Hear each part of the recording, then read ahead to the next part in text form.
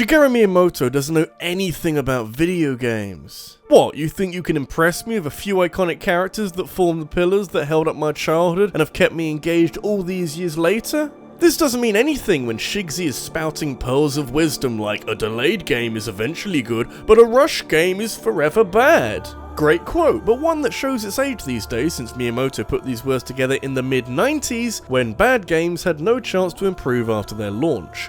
You couldn't really release a patch over the internet because hardly anyone knew what the internet was back then. Oh, how the picture has changed since then.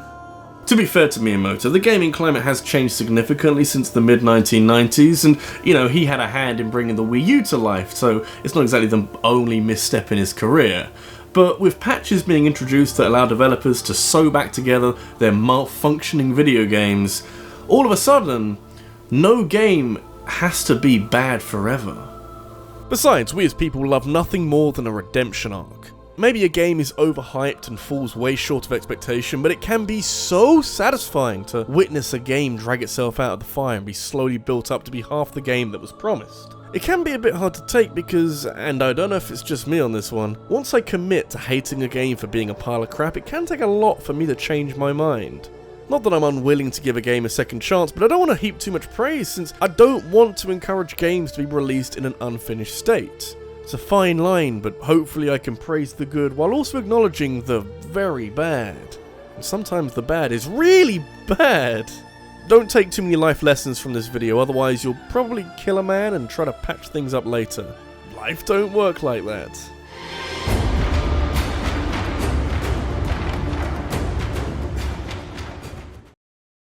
The slight problem with this video is that it highlights one of the single biggest problems in the video game industry as it is today.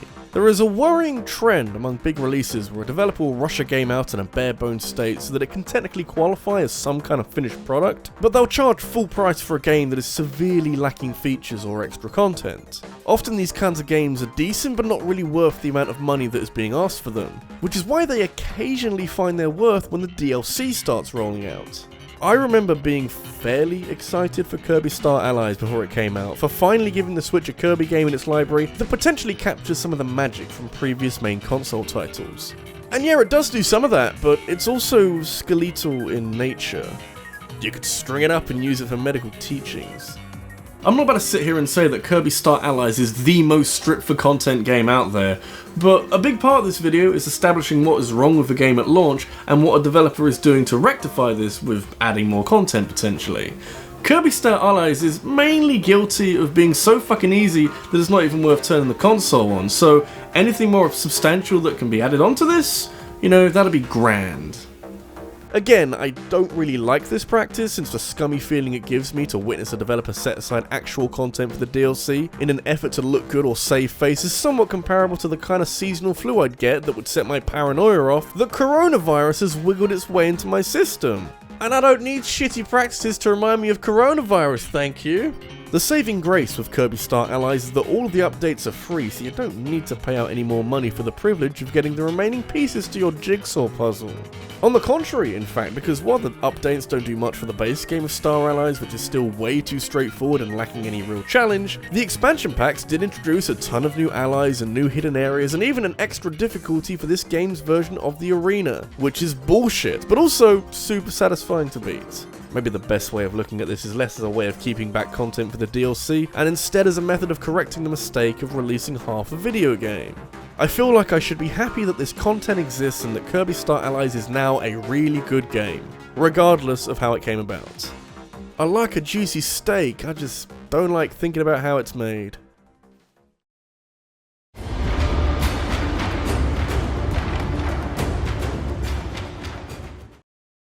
If you wind the clock back a few years, you'd be surprised how some games have changed in that time.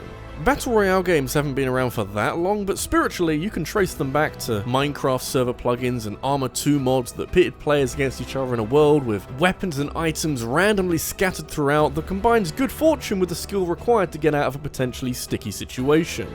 From this, you can see how Brendan Green got the inspiration to expand on DayZ and create PlayerUnknown's Battlegrounds, that brought this subgenre into the public consciousness in a big way and broke several records along the way. Hilariously, PUBG came out several months after Fortnite first debuted in July of 2017, and yet you look how things are now, and only one of these games is consistently one of the most popular games on Twitch and YouTube 3 years later. Time flies when you're changing everything about your game. To be fair, Fortnite Save the World isn't radically different from the Fortnite we all know and tolerate. Epic Games considered it a combination of Minecraft and Left 4 Dead, with a large emphasis on constructing towers and fortifications to help your team defend objectives and take down hordes of zombie guys. The building mechanic is what helped to set Fortnite apart from other third-person shooters, but confining it to PvE does feel like a waste with the benefit of a spectacular amount of hindsight.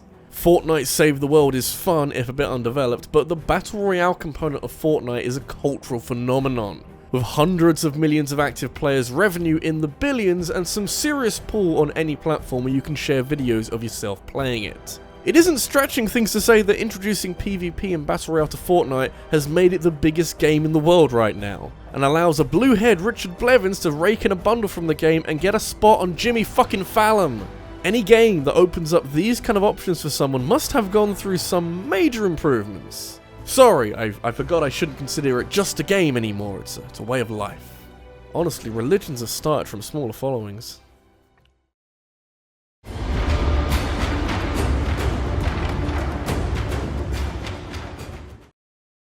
At this stage, you probably wouldn't be surprised to hear just how many games don't get too far off the ground because they have to be connected to the internet. And maybe at launch day, the servers aren't great, or the connection's a bit shaky, and players who've just bought a game can't really play it. If you're having technical difficulties at day one, it's going to be hard to come back from that. I know people who still won't play Diablo 3 because of all the drama and headlines it made when it first came out. I mean, they're wrong, because Diablo 3's problems were temporary and aren't an issue these days, but I guess that's the big issue with single-player games that have to be tied to the internet. Always on DRM has never sounded like a good idea to me, especially when I was living in the countryside and my internet was measured in kilobytes a second. But for a game that sells in huge numbers and breaks numerous records along the way, DRM was only ever likely to do more harm than good. Reviewers didn't have much of an issue since they had advanced copies and can play Diablo 3 on servers that weren't under a lot of stress, but come release day and you've got the best part of 3 million players all trying to squeeze into a select number of spaces and on servers made out of wet tissue paper, and what could possibly come of this? However, once the dust had settled and prospective players had raged themselves into a strange state of peaceful serenity at being unable to play a highly anticipated sequel that set them back $60, Diablo 3 started to show its true, highly impressive colours. It took Blizzard 12 years to make another one of these games, and in that time, years of experience and expertise were put to good use in ensuring that Diablo 2 would have a worthy successor. The third game is a lot more open to customization and lets the player learn at a pace that is a lot more inviting for new players, which I'm sure went some way towards softening the blow that many players felt on release day. In a way, Diablo 3 had the easiest problem to solve of any on this list, but it definitely left its mark on the game's short-term reputation. You had people attempting to log into the servers for the 31st time that day, curse out Blizzard for their short-sightedness, and then fall back on their trusted backup option of watching RabbidLuigi's YouTube videos and clicking subscribe if they enjoyed this video and hitting the bell for notifications of every new video. Many years later, and Diablo 3 is revered for being a pretty great game, with Blizzard once again shooting themselves in the foot with a nuclear bomb by filling the void left by no new Diablo game for the last 8 years with Diablo Immortal, the mobile game. If this shit is DRM, I'm flipping a table.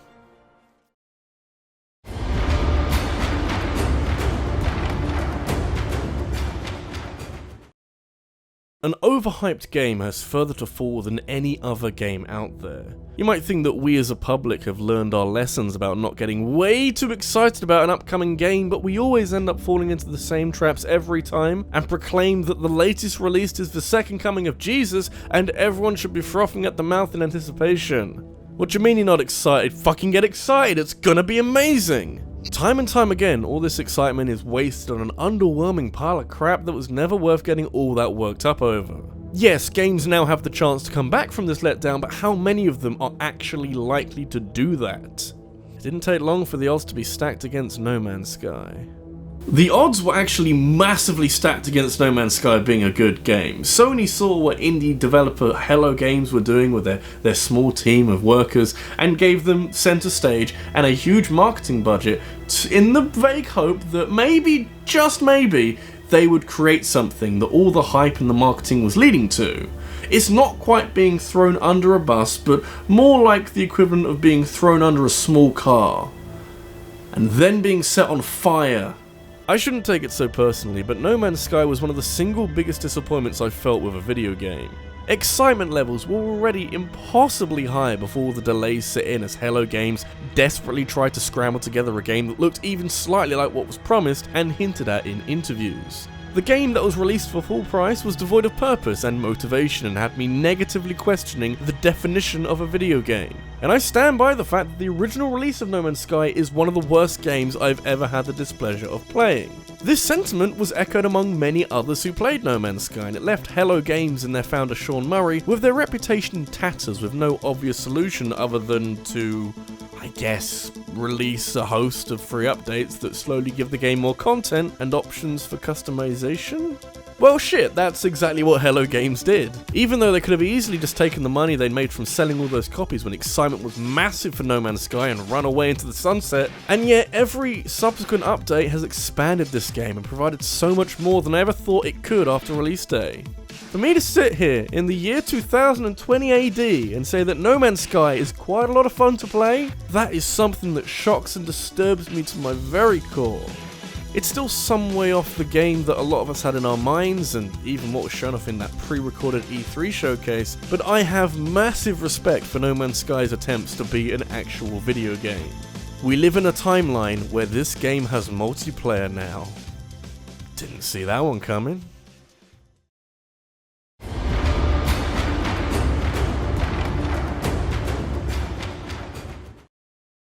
It is very satisfying to see a game come back from the brink. We tend to latch on to redemption stories because they offer hope to all of us that no matter how far we fall or how low we might be at any one stage in life, there's always a way out to bigger and better things. Extending that out to video games, it's encouraging to know that you can come back from any type of terrible launch that you can think of, but only if you're willing to put the work in. If No Man's Sky can come back from the brink, then any game can, which would be the yardstick for any game to improve with subsequent updates, but thankfully Square Enix fucked up Final Fantasy XIV beyond all recognition. That's maybe the first time anyone said those collections of words before. The post-mortem on what turned out to be a painfully terrible MMORPG revealed that the team behind the original Final Fantasy XIV prioritized graphical output ahead of functional game design. There is a flower pot in this game that has the same amount of polygons and lines of shading code as a playable character. Talk about getting your priorities a little confused. This all meant that the raw components of the game were left neglected for much of the development and rushed to completion in time for release day. It's also cited that Square believed that any problems the game had could be fixed after launch, which is a stance that I despise with a fiery passion, but also one that thankfully proved to be horribly wide of the mark in a weird way. I'm sure this game would be fixable if there weren't many problems with it, but there were so many that Square basically had no other choice than to burn it all down and start again. From the ashes of the smouldering Final Fantasy XIV rose A Realm Reborn, a combination of the new patches that were administered to the original game, like a bandage stuck to someone's severed arm, and brand new foundations with a different dev team who reached out to fans for ideas and feedback on how to improve the game. Nowadays, the new and improved Final Fantasy XIV has had 3 major expansion packs and boasts a player base in excess of 18 million. Apparently, the briefing for the original Final Fantasy XIV was to make something different to Final Fantasy XI, the other online game in the series. I think A Realm Reborn found success from just making something different to Final Fantasy XIV. Sometimes that's all it takes. This is RabbidLuigi, and my favourite part of all of this is that Square Enix understood that they needed to regain the trust of players who felt disappointed by Final Fantasy XIV 1.0. There was a general sense that the Final Fantasy brand had been tarnished by this game and that it would require quite a lot of work to fix it. The fact that the new Final Fantasy XIV is now a key part of their library and makes them quite a lot of money just goes to show what incredible work has been done here. I have never felt so inspired to make mistakes before.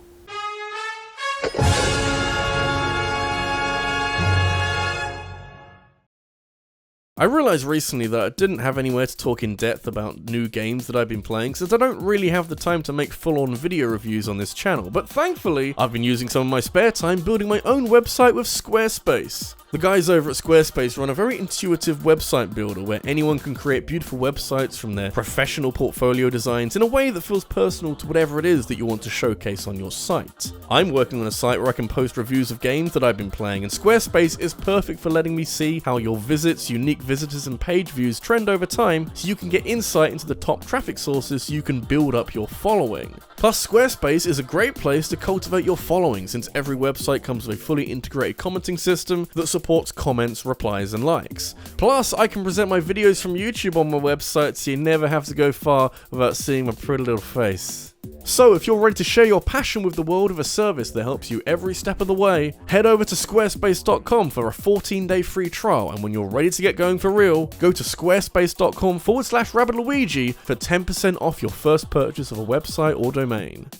Share your talent with the world with Squarespace today.